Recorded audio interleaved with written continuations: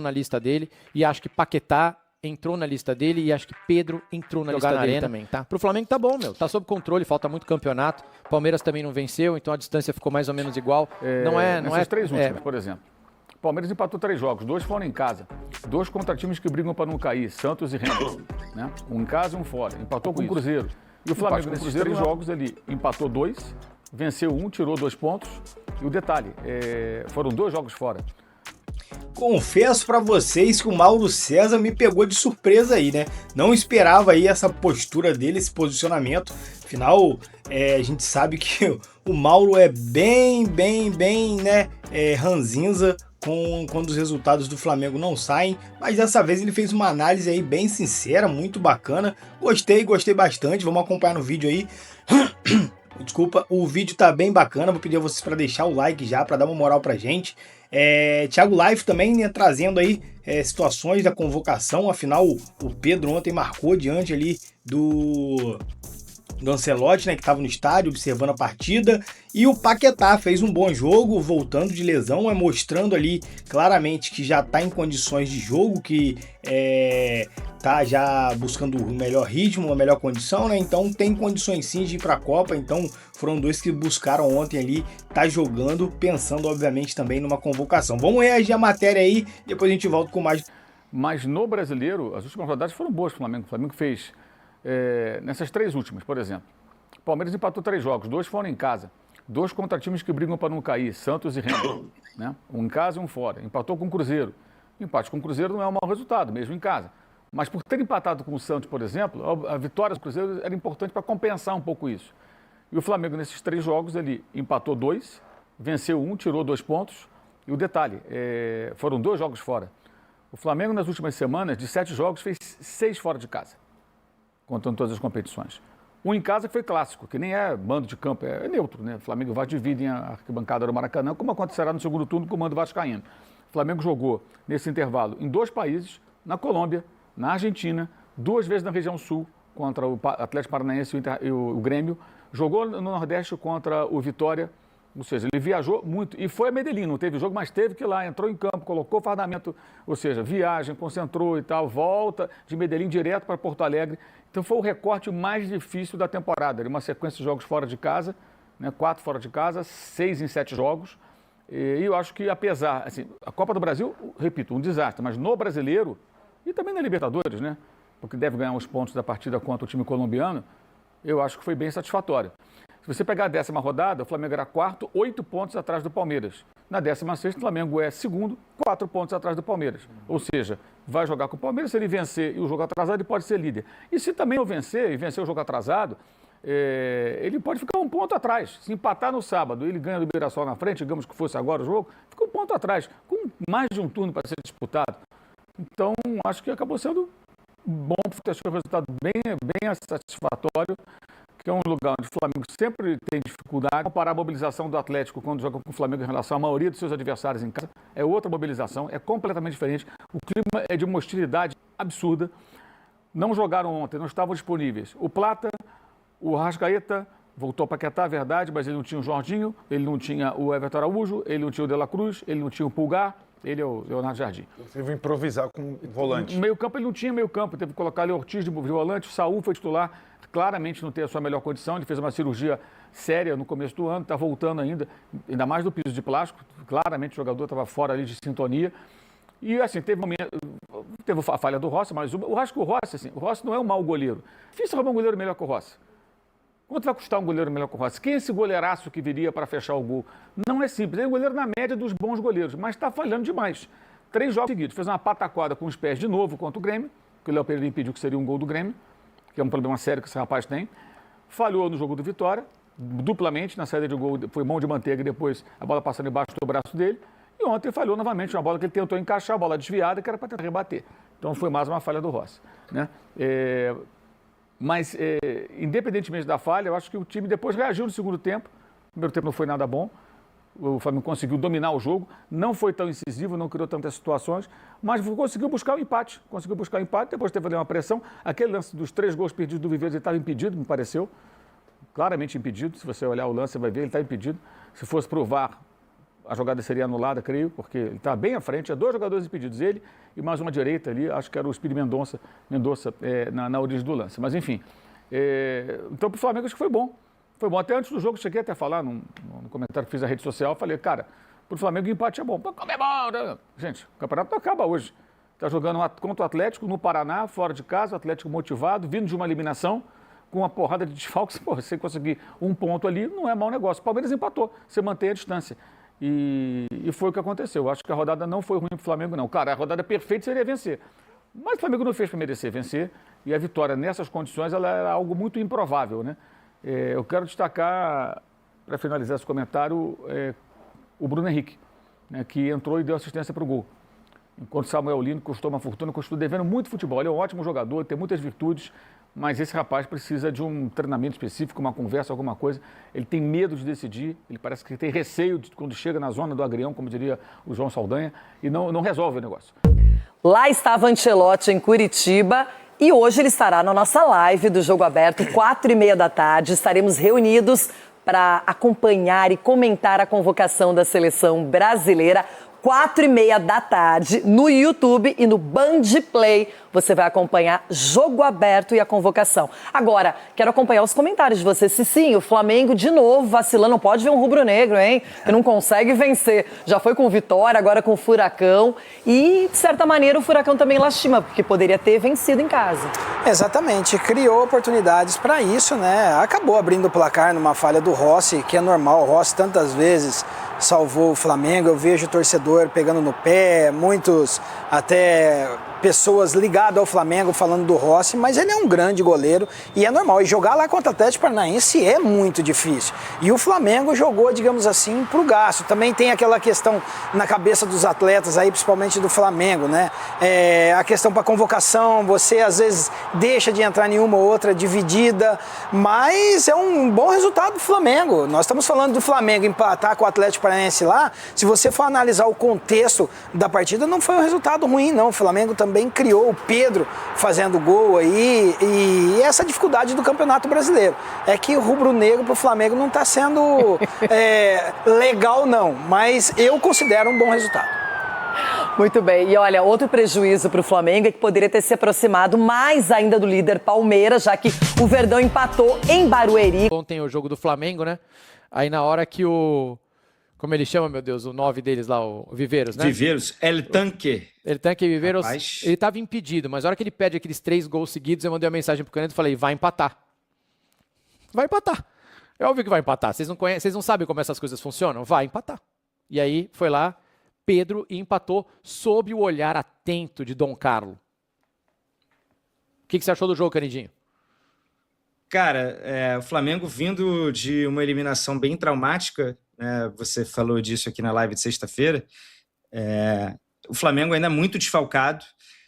Eu imaginava um cenário parecido, sim, como foi o jogo, o Atlético dando muito trabalho em contra-ataque e o Flamengo, é óbvio, né, foi uma falha claríssima do Rossi no gol, já ali com 10 minutos.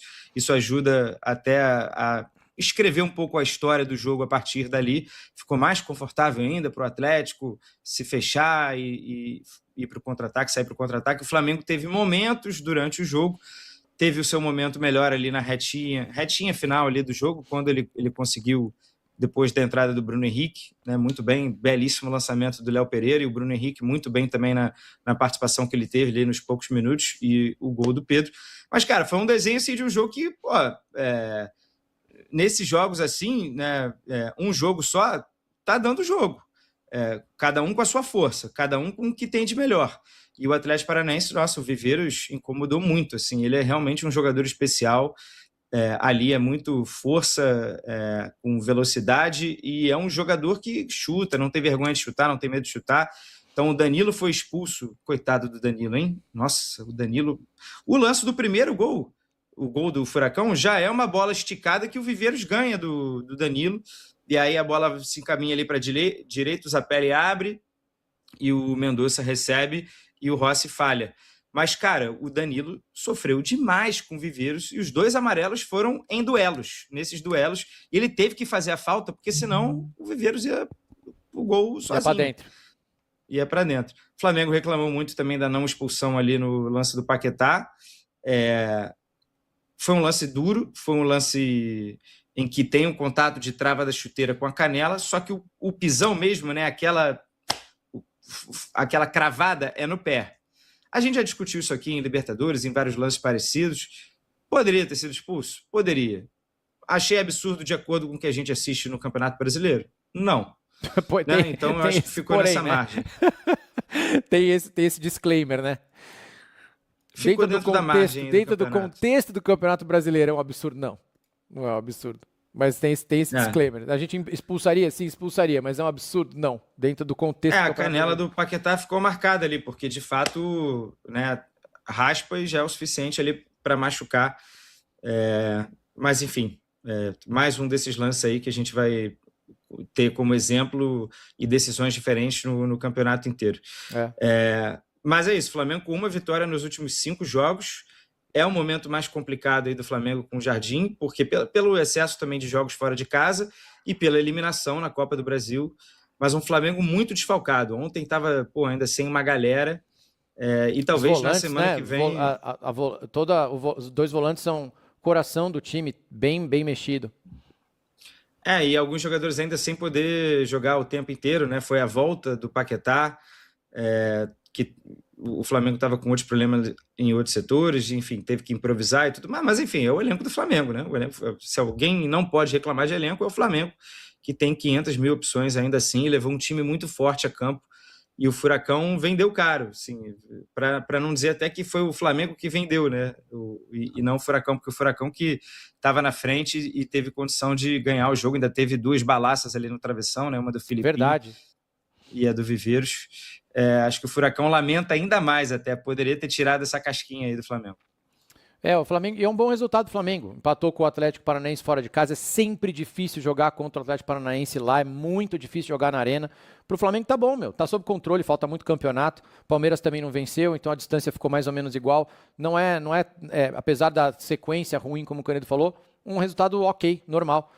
E o Ancelotti estava lá. Ele não vai mudar de opinião em relação à defesa. Acho que ele vai continuar levando quem ele vai levar. Acho que Alexandro, Léo Pereira e Danilo estarão na lista dele, e acho que Paquetá entrou na lista dele, e acho que Pedro entrou na lista dele também, tá? A gente vai ter essa discussão daqui a alguns minutos. O ataque, eu acho que é a grande interrogação aí. Infelizmente, a defesa, eu também acho que já está... Já está fechado. Temos uma pequena esperança de Thiago Silva. Eu acho... eu gostaria muito...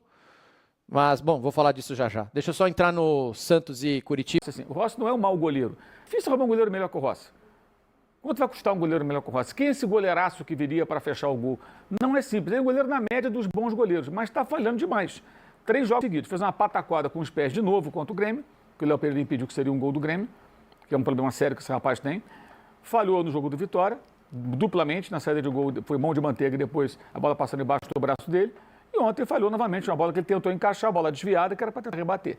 Então foi mais uma falha do Rossi, né? Mas, independentemente da falha, eu acho que o time depois reagiu no segundo tempo. O primeiro tempo não foi nada bom. O Flamengo conseguiu dominar o jogo, não foi tão incisivo, não criou tantas situações, mas conseguiu buscar o empate. Depois teve ali uma pressão. Aquele lance dos 3 gols perdidos do Viveiros, ele estava impedido, me pareceu. Claramente impedido. Se você olhar o lance, você vai ver, ele está impedido. Se fosse pro VAR, a jogada seria anulada, creio, porque ele está bem à frente. 2 jogadores impedidos, ele e mais uma direita ali, acho que era o Espírito Mendonça na origem do lance. Mas, enfim, então para o Flamengo acho que foi bom. Foi bom. Até antes do jogo, cheguei até a falar, num comentário que fiz na rede social, falei, cara, para o Flamengo o empate é bom. Pô, como é bom, né? Gente, o campeonato não acaba hoje. Está jogando contra o Atlético, no Paraná, fora de casa, o Atlético motivado, vindo de uma eliminação, com uma porrada de desfalques. Pô, você conseguir um ponto ali, não é mau negócio. O Palmeiras empatou, você mantém a distância. E foi o que aconteceu. Eu acho que a rodada não foi ruim para o Flamengo, não. Claro, a rodada perfeita seria vencer. Mas o Flamengo não fez para merecer vencer. E a vitória nessas condições ela era algo muito improvável, né? Eu quero destacar, para finalizar esse comentário, o Bruno Henrique, né, que entrou e deu assistência para o gol. Enquanto Samuel Lino custou uma fortuna, custou devendo muito futebol. Ele é um ótimo jogador, tem muitas virtudes, mas esse rapaz precisa de um treinamento específico, uma conversa, alguma coisa. Ele tem medo de decidir, ele parece que tem receio quando chega na zona do agrião, como diria o João Saldanha, e não resolve o negócio. Nação, tá aí, hein? Esse foi o corte que a gente separou, um corte bacana aí. Mauro César, também o Thiago Life, né? Analisando momentos do Flamengo. Os dois foram unânimes ali em dizer que o Flamengo, apesar da frustração da torcida, da irritação, porque não vem jogando tão bem como estava, mas não tem como não falar, obviamente, dos desfalques, que são muitos.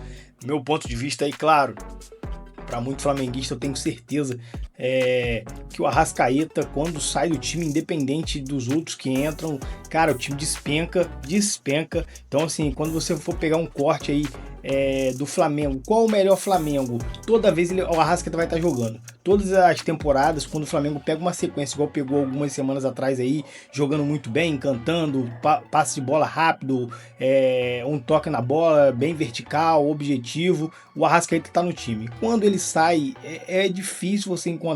E o Carrascal fez até uma boa partida, né? Fez o primeiro tempo ruim, mas voltou ali mais ajustado para a segunda etapa, deu um bolão ali acho que foi pro Bruno Henrique, né, que também fez uma excelente partida, né, destaque aí do Mauro César, falando do Bruno Henrique, destaque bem válido, né, cara, o Samuel Lino custou muito dinheiro ao Mengão, e o Bruno Henrique ali contestado, vai renovar, não vai, quando o Braz fez a renovação, muita gente criticou, 3 anos, o jogador já tá velho e tal, né? Deu um burburinho danado, porque no Flamengo sempre é assim.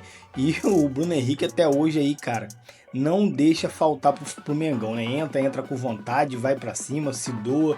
Não é à toa que é o ídolo eterno aí, tenho certeza que ao lado de Arrascaeta aí vão ser 2 monstros na história do Flamengo. Rapaziada, corte tá aí, eu espero que vocês tenham curtido, já que ficaram até o final. Deixa o like pra dar uma moral pra gente aí, também se inscreva no canal e até o próximo vídeo, valeu!